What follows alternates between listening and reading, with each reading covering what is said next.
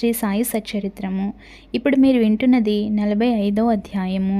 ఈ అధ్యాయం భక్తి శ్రద్ధలతో విన్న వారందరిపైన సాయినాథుని ఆశీస్సులు ఉండాలని మనస్ఫూర్తిగా ప్రార్థిస్తూ ఈ అధ్యాయాన్ని ప్రారంభించదము.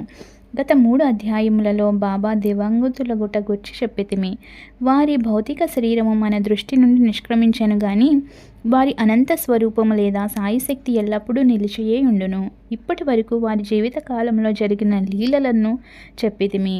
వారు సమాధి చెందిన పిమ్మట క్రొత్త లీలలు జరుగుచున్నవి. దీనిని బట్టి బాబా శాశ్వతముగా నున్నారనియు తమ భక్తులకు పూర్వము వలె తోడ్పడుచున్నారనియు తెలియచున్నది. ఎవరైతే బాబా సమాధి చెందకముందు వారిని చూచిరో వారు నిజముగా అదృష్టవంతులు. అట్టి వారిలో ఎవరైనా ప్రపంచ సుఖములందు వస్తువులందు మమకారం కొననిచో వారి మనసులు భగవత్పరము కానిచో అది వారి దురదృష్టమని చెప్పవచ్చును. అప్పుడే కాదు, ఇప్పుడు కూడా కావలసినది బాబా యందు హృదయపూర్వకమైన భక్తి. మన బుద్ధి, ఇంద్రియములు, మనస్సు బాబా సేవలో ఐక్యము కావలెను. కొన్నిటిని మాత్రమే సేవలో లయము చేసి తక్కిన వానిని వేరే సంచరించునట్లు చేసినచో ప్రయోజనము లేదు. పూజ కానీ ధ్యానం కానీ చేయ పూనుకొనినచో దానిని మనఃపూర్వకముగాను ఆత్మశుద్ధితోడను చేయవలెను. పతివ్రతకు తన భర్త యందు గల ప్రేమను భక్తుడు గురువునందు చూపవలసిన ప్రేమతో పోల్చెదరు. అయినప్పటికీ మొదటిది రెండవ దానితో పోల్చుటకే వీలు లేదు. జీవిత పరమావధిని పొందుటకు తండ్రి కానీ, తల్లి కానీ, సోదరుడు కానీ, ఇంకా తదితర బంధువులెవ్వరు కానీ తోడ్పడరు. ఆత్మ సాక్షాత్కారమునకు దారిని మనమే వెతుకుని ప్రయాణంను సాగించవలెను. నిత్యానిత్యములకు భేదమును తెలుసుకొని ఇహలోక పరలోకములలోని విషయ సుఖములను త్యజించి మన బుద్ధిని, మనసును స్వాధీనముందుంచుకొని మోక్షమునకై కాంక్షించవలెను. ఇతరులపై ఆధారపడుట కంటే మన స్వశక్తి యందే మనకు పూర్తి నమ్మకము ఉండవలెను. ఎప్పుడైతే మనము నిత్యానిత్యములకు గల భేదమును పాటించదమో ప్రపంచం అబద్ధమని తెలుసుకొనేదము. దాని వలన ప్రపంచ విషయములందు మోహము తగ్గి మనకు నిర్వ్యామోహము కలుగును. క్రమముగా గురువే పరబ్రహ్మ స్వరూపమనియు కావున వారొక్కరే నిజమనియు గ్రహించదము. వారు ఈ జగత్తును జయించిన వారును ప్రపంచమునకు అతీతులును. అప్పుడు వారిని ప్రతి జీవరాశి యందు చూడగలిగి పూజించదము. ఇదియే అద్వైత భజనము లేదా పూజ. ఎప్పుడైతే మనము బ్రహ్మమును లేదా గురుని హృదయపూర్వకముగా ధ్యానించదము మనము కూడా వారిలో ఐక్యమై ఆత్మ సాక్షాత్కారం పొందెదము. 1000 ఏళ్ల గురువు నామమును జపించుట వలనను వారి స్వరూపముని మనమును నుంచుకొని ధ్యానించుట చేతను వారిని సర్వజంతుకోటి యందు చూచుటకు అవకాశం కలుగును.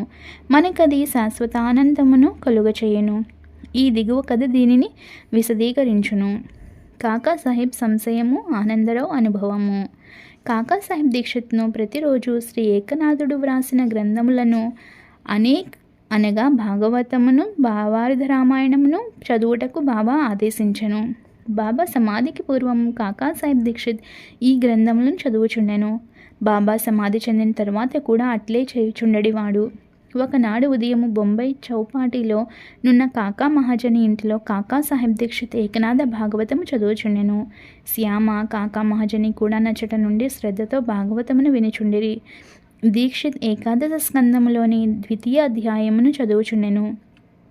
అందు వృషభ కుటుంబంలోని నవనాథులు లేదా సిద్ధులగు కవి, హరి, అంతరిక్ష, ప్రబుద్ధ, పిప్పలాయన, అవిర్హోత్ర, ద్రుమిళ, చమన్ మరియు కరభాజన్లు భాగవత ధర్మ సూత్రములను జనక మహారాజుకు చెప్పుచుండిరి.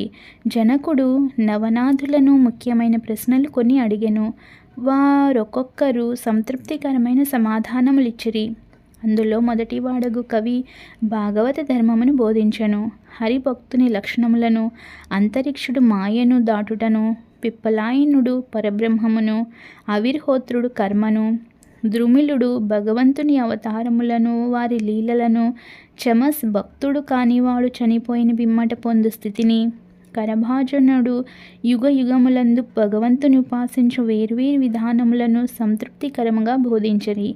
వాని సారాంశమేమనా, కలియుగంలో మోక్షం పొందుటకొక్కటే మార్గము కలదు.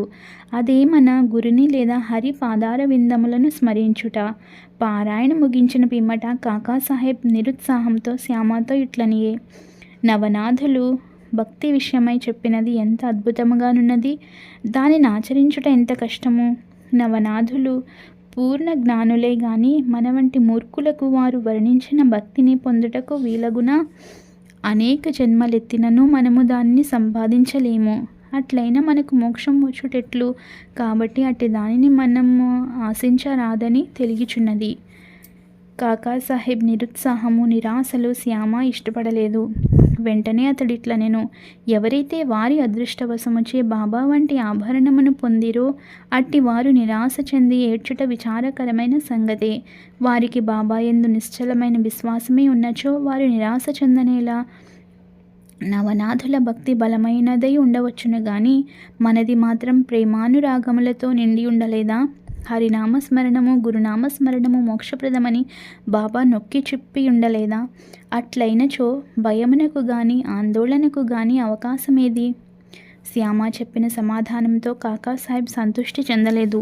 నవనాథుల భక్తిని పొందుటెట్లు అను మనోవేదన కలిగి ఆందోళనతో చికాకుగా నుండెను. ఆ మరుసటి ఉదయమే ఈ క్రింది అద్భుతము జరిగెను. ఆనందరావు పాకాడే అనువాడు శ్యామను వెదుకుచు పురాణ కాలక్షేపము జరుగుచున్న స్థలమునకు వచ్చెను. కాకాసాహెబ్ భాగవతము చదువుచుండెను.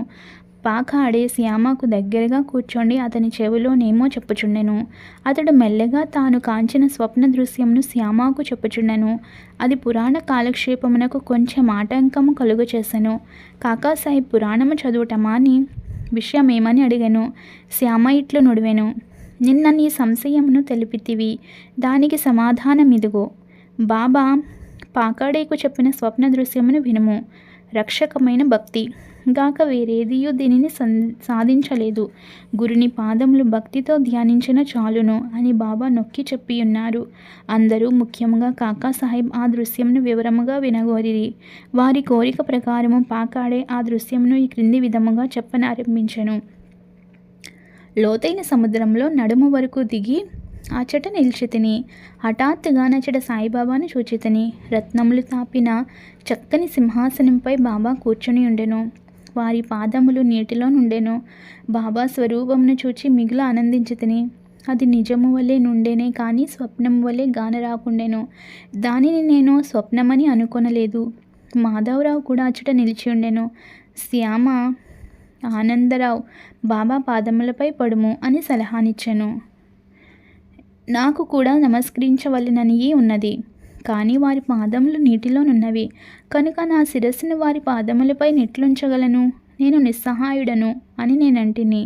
అది విని అతడు బాబాతో ఇట్లనెను, ఓ దేవా, నీటిలోనున్న నీ పాదములను బయటకు తీయుము. వెంటనే బాబా తన పాదములను బయటకు తీసిరి. క్షణమైన ఆలస్యము చేయక నేను వారి పాదములకు మ్రొక్కితిని.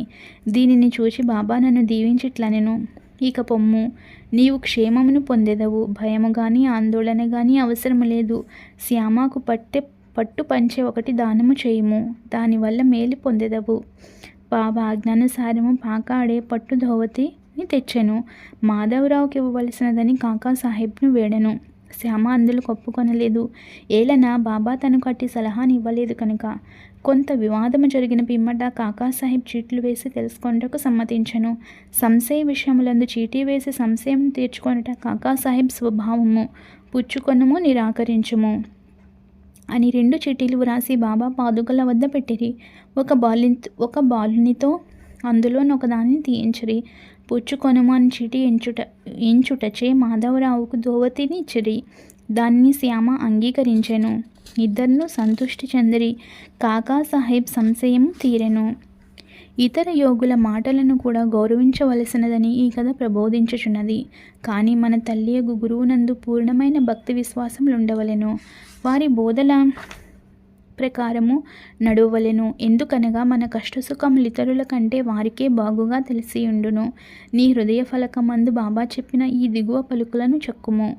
ఈ లోకములో అనేక మంది యోగులు కలరు, కానీ మన గురువు వసలైన తండ్రి. ఇతరులు అనేక సుబోధలు చేయవచ్చును, కానీ మనము మన గురువు యొక్క పలుకులను మరువరాదు. 1000 ఏళ్ల హృదయపూర్వకముగా నీ గురువుని ప్రేమించుము. వారిని సర్వస్వ శరణాగతి వీడుము.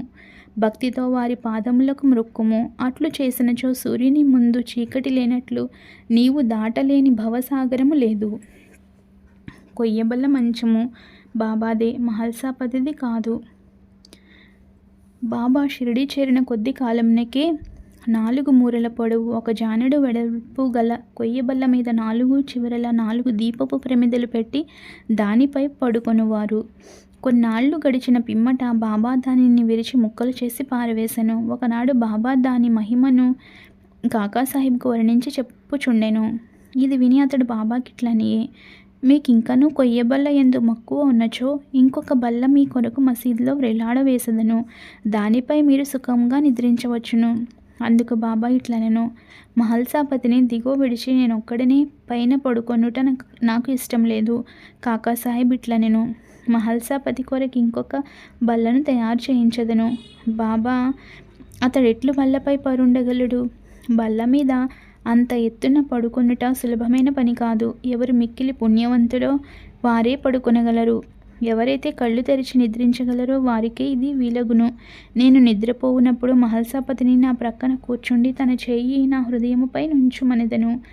అచ్చట నుంచి వచ్చు భగవన్నామ స్మరణమును వినుమనెదను. నేను పడుకొనినచో నన్ను లేవగొట్టుమనెదను. దీనినే అతడు నెరవేర్చలేకున్నాడు. నిద్రతో కునుకుపాట్లు పడుచుండును. నా హృదయంపై వాని చేతి బరువును గమనించి ఓ భగవత్ అని పిలిచెదను. వెంటనే కళ్ళు తెరిచి కదులును. ఎవడైతే నేలపై చక్కగా నిద్రించలేడో, ఎవడు కదలకుండా ఉండలేడో, ఎవడు నిద్రకు సేవకుడో వాడు ఎత్తైన బల్ల మీద ఎట్లు పడుకొనగలడు అనెను. అనేక పర్యాయములు బాబా తమ భక్తుల యందు ప్రేమచే ఇట్లనెను, మంచిగాని చెడ్డగాని ఏది మనదో అది మన దగ్గరనున్నది, ఏది ఇతరులదో అది ఇతరుల వద్దనున్నది. 45వ అధ్యాయం సంపూర్ణము. సద్గురు శ్రీ సాయినాథార్పణమస్తు. శుభం భవతు. ప్రియమైన భక్తులారా, మనం రోజు బాబా పారాయణతో పాటు బాబా సూక్తులను కూడా తెలుసుకుంటున్నాం కదా. ఈరోజు బాబా చెప్పిన సూక్తి, ఎవరు నా దగ్గరకు వారంతట వారుగా రాలేరు. నేను అనుమతిస్తేనే రాగలరు, ఇక్కడ ఉండగలరు. ఇక జాగ్రత్తగా ఉండు, నీ అనారోగ్యం తగ్గిపోవును, నీ జబ్బు తగ్గిపోయినది, ఇక నీవు పని చేసుకొనవచ్చును అని చెప్పుచున్నారు. మై డియర్ ఫ్రెండ్స్, ఈ వీడియో కనుక మీకు నచ్చినట్లయితే ప్లీజ్ లైక్ చేయండి, షేర్ చేయండి, అలాగే సబ్స్క్రైబ్ చేసుకోండి. ప్లీజ్ సపోర్ట్ చేయండి. Thank you for watching this video.